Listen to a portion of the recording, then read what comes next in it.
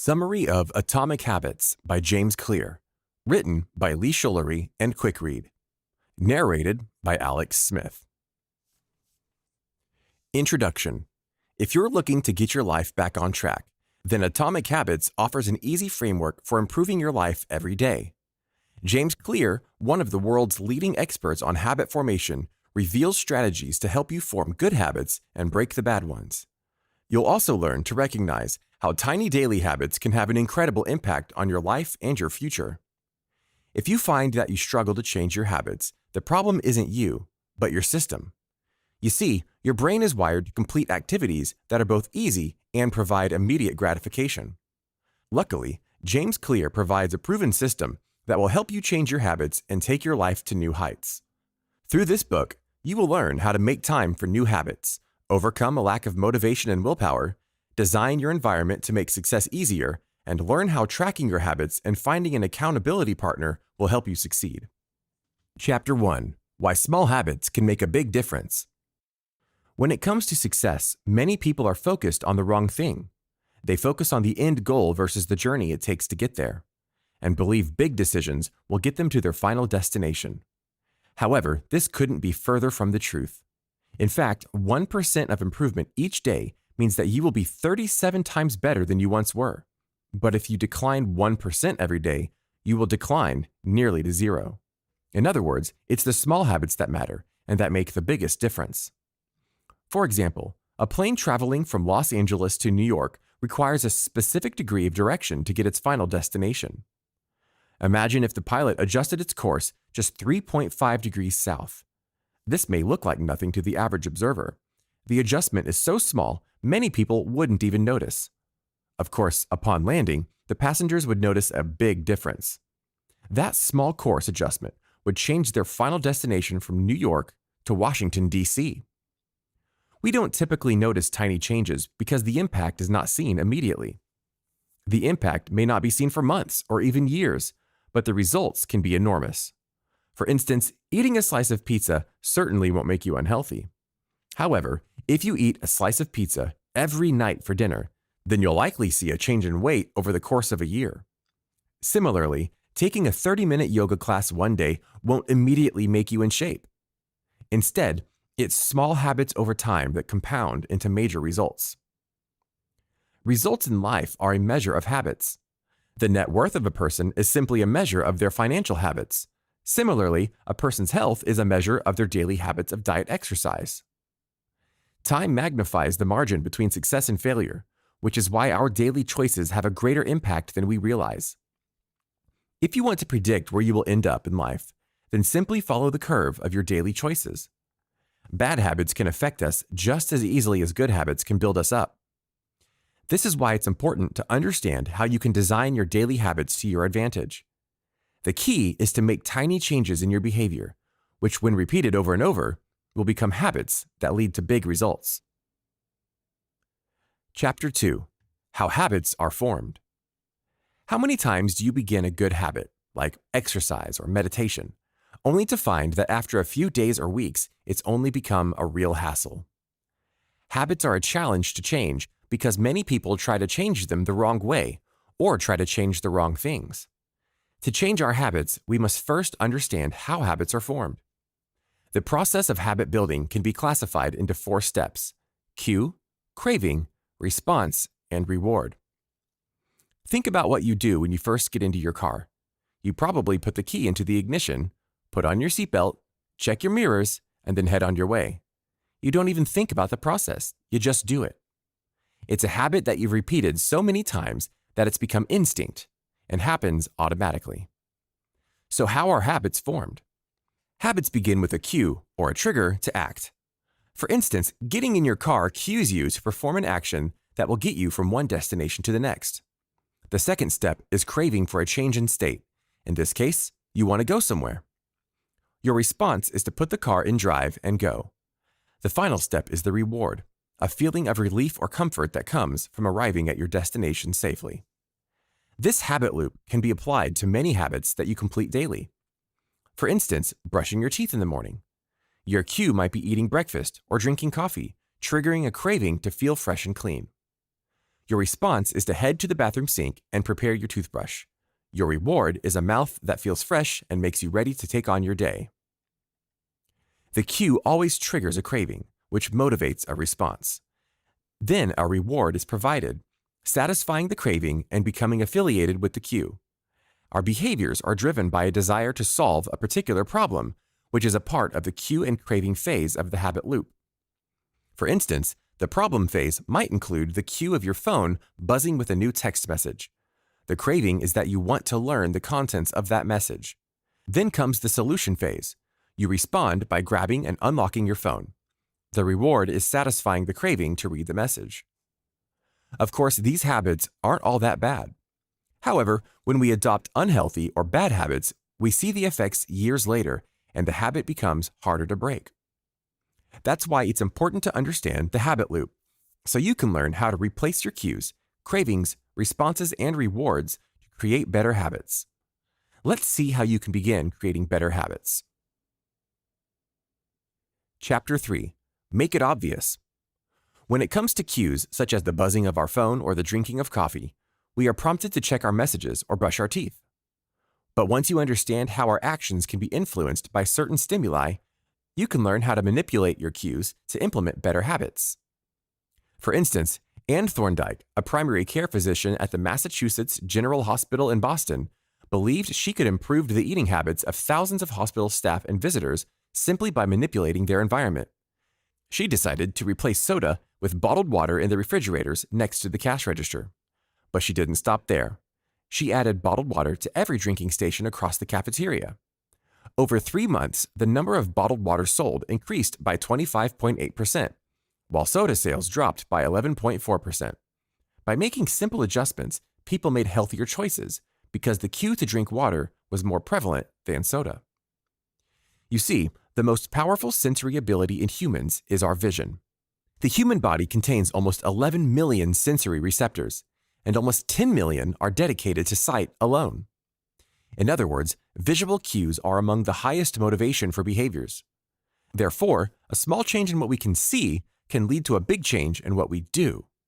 Luckily, we can design our environments to our advantage. But how? Let's say you want to create a habit of practicing guitar. You'll be far less likely to practice if you keep your guitar locked away in a box in your closet. Instead, you should place your guitar somewhere easily seen, like the middle of a room. If you want to eat healthier, place snacks on the counter in plain sight instead of hiding somewhere in the pantry. Want to work out more? Simply put your workout clothes and sneakers out the night before, so when you wake up, you can see them. Creating visual cues can bring attention to your desired habit. Additionally, you can create desired cues by practicing implementation intentions. This simply means that you make a plan beforehand of when, where, and how you are going to accomplish something. When you create a plan, you are more likely to stick with your habits.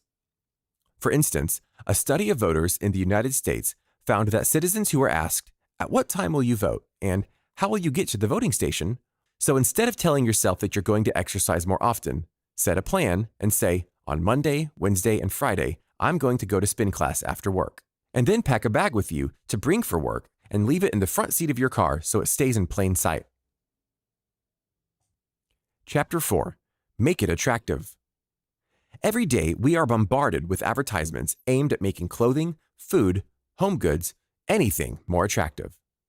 Society is filled with highly doctored versions of reality as we engineer our photographs with ideal lighting, photoshopped edits, and exaggerated features to make products more appealing and attractive to consumers. The same can be applied to our habits. The more attractive something is, the more likely we are going to adopt it as a habit. You see, when we do something pleasurable like eat food or have sex, our brains release a hormone called dopamine, which makes us feel good. But we don't actually have to do those activities. Our brains release dopamine when we anticipate those pleasurable activities as well. This is simply our brain encouraging us to partake in a certain activity and rewarding us by feeling good. Remember feeling the excitement of Christmas morning as a child? That's because children anticipate the receiving of gifts and the visiting of Santa. Their brains release dopamine that associate Christmas with feeling good. Of course, some activities that make us feel good aren't necessarily good for us. For instance, People easily become addicted to sex, drugs, and food, all of which make them feel good in the moments leading up to and during the activity. However, these addictions can affect our health and our relationships. That's why it's important to use our knowledge to our advantage when it comes to forming good, healthy habits. If we make a habit of something that we look forward to, then we'll be more likely to follow through. One way to do this is through temptation bundling. Temptation bundling aims to make habits more attractive. It works when you link an action you want to do with an action you need to do. For example, Ronan Byrne, an engineering student in Ireland, decided that he needed to exercise more, but he didn't want to exercise more, a problem many of us can relate to. Something else we can probably relate to is the fact that Ronan enjoyed watching Netflix. His solution? He hacked an exercise bike and connected it to his laptop. However, he didn't want to simply watch Netflix while riding. Instead, he wrote a code that only allowed Netflix to play if he was cycling at a certain speed. In the end, he transformed an activity that he hated and linked it with one that he enjoyed. While Ronan had the knowledge to hack an exercise bike and write code to help him bundle temptations, you don't need to be an engineer to apply this tip to your own habits. Simply downloading your favorite shows to watch while on the treadmill or rewarding yourself with a half hour of Netflix after hitting some work goals are both ways to make your habits more attractive. Chapter 5. Make it easy. Jerry Uselman, a professor at the University of Florida, assigned his film photography students a project to be submitted at the end of the semester. To begin, he divided the students into two groups. The first group was told their grade was dependent on the quantity of photos they submitted. For instance, 100 photos earned an A, 90 photos earned a B, 80 a C, and so on. The second group, however, would be graded on the quality of just one photo. Which group do you think earned the better grade at the end of the semester? The quantity group. But why? You see, the quantity group was able to hone their skills in the process of creating hundreds of photos, whereas the quality group spent their time making just one photo perfect. This concept can be applied to our habits as well. Often, people are too focused on figuring out the best approach, so they never take action. They may research, plan, and strategize, but never act on the habits they wish to create. Therefore, the key to mastering any habit is to stop worrying over how long it'll take to form a new habit. Instead, make it easy and simply do it. As humans, many of us are motivated to do what is easy. The more energy a habit requires, the less likely we are to repeat it. Of course, making a hard habit easy might seem impossible, but there are many tips and tricks to make even the most difficult habits easy.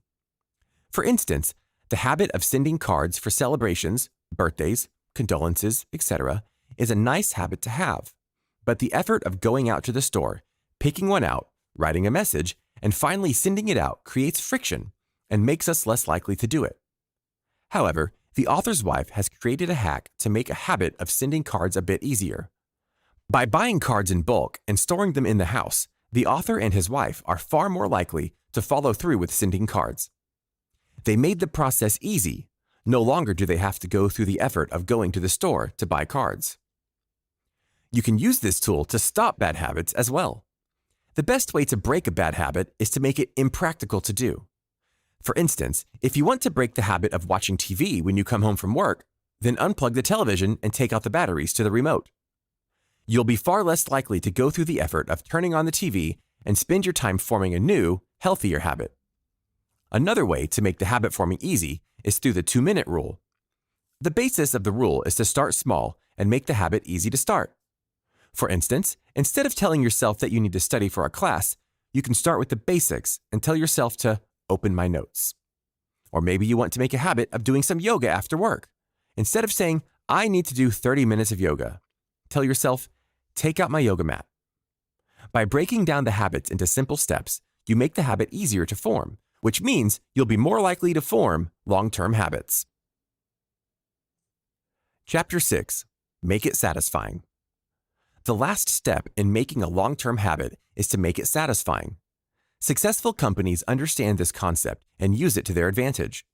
For example, toothpaste manufacturers saw great success when they added mint to their products. Mint allowed people to enjoy the act of brushing their teeth because it led to a satisfying, minty fresh feeling. If an experience isn't satisfying, it may not be repeated again. In the 1990s, Stephen Luby worked in a neighborhood in Karachi, Pakistan, as a public health researcher. During his time there, Luby achieved a 52% reduction in diarrhea among the local children. In addition, pneumonia rates dropped by 48% and skin infections by 35%. How did he achieve this? By introducing good soap. If you grew up in a westernized society, then you understand the importance of hand washing as a basic hygiene skill. Of course, the locals of the Pakistani neighborhood understood this as well, but they failed to create a healthy habit of washing hands. Luby recognized the need for the good soap and made the act of hand washing a satisfying experience. So he partnered with Procter & Gamble to introduce a premium soap to the neighborhood. Seemingly overnight, hand washing became satisfying. The new soap lathered well and smelled nice. People now enjoyed the pleasurable experience and made a habit of washing their hands. While washing our hands or brushing our teeth brings immediate satisfaction, many other habits don't. This is called a delayed reward environment. For instance, we go to work every day, but the reward of receiving a paycheck might not come until the end of the month. Similarly, you may start going to the gym every morning, but you won't see the reward of weight loss and toned muscles until weeks or even months later. On the other hand, habits that result in immediate satisfaction might see delayed consequences. This is why people still smoke when they know the risks could cost them their lives. The consequence of cancer might not come until 20 years later, but at the moment it relieves stress and satisfies that nicotine craving. Because of these delayed consequences and delayed rewards, it's important to attach immediate gratification to habits you wish to pursue. For example, the author tells about his friends who wanted to kick the habit of going out to eat so they could get healthier and save more money. They opened a savings account they named Trip to Europe, and every time they avoided a meal out, they transferred $50 to the account. Seeing the money go into the savings created a sense of immediate gratification, so it encouraged them to keep up the habit. They made their habit satisfying, and eventually, they saw long-term rewards when they saved enough money to book their trip. Chapter 7. The Importance of Habit Tracking. Kicking a bad habit or implementing a good one can be hard. While it's satisfying to make progress, sometimes that satisfaction is delayed, causing us to give up on those healthy habits. Additionally, we crave visual evidence of progress, which we don't always see when kicking habits like smoking. Luckily, there are ways to measure your progress visually by implementing habit tracking.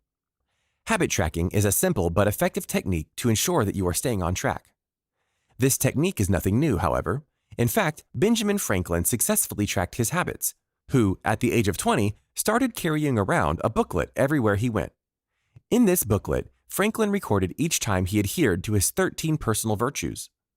His virtues consisted of activities to avoid, like frivolous conversations, but also included things he should do every day, like always do something useful. Each night, Franklin would record his successes, making a visual diary of his healthy habits. The most simple technique is to use a calendar to cross off when you completed your desired daily habits. When you track your habits through a calendar or a diary, you will find that you are more likely to adhere to those habits. Tracking is not only obvious and creates a visual measure of your progress, but it's also an attractive, satisfying habit. At the end of the day, when you've accomplished whatever it is you aim to accomplish, you'll feel a sense of anticipation in the action of crossing off each day. Research has also shown that most people who track their progress on goals like weight loss, lowering blood pressure, or quitting smoking are more likely to improve than those who do not. Additionally, having an accountability partner or implementing a habit contract can change everything. Just as people are more likely to repeat an experience that is satisfying, they are also likely to avoid an experience that is either painful or costly. In other words, behavior changes when there is an immediate consequence. For instance, university students are more likely to show up to class if attendance affects their grades. The students know the consequences of not showing up, so they do. Similarly, you can apply the same logic to help you form positive habits. For example, Brian Harris, an entrepreneur in Nashville, created a habit contract to keep him on task for working out. He had both his wife and personal trainer sign a contract which forced him to commit to getting his weight down to 200 pounds. To reach this goal, Brian tracked his food intake and committed to weighing himself each week. He then set up penalties for not doing these things. For instance, if he failed to track his food intake, he would have to pay his trainer $100, and if he failed to weigh himself, he would have to pay his wife $500.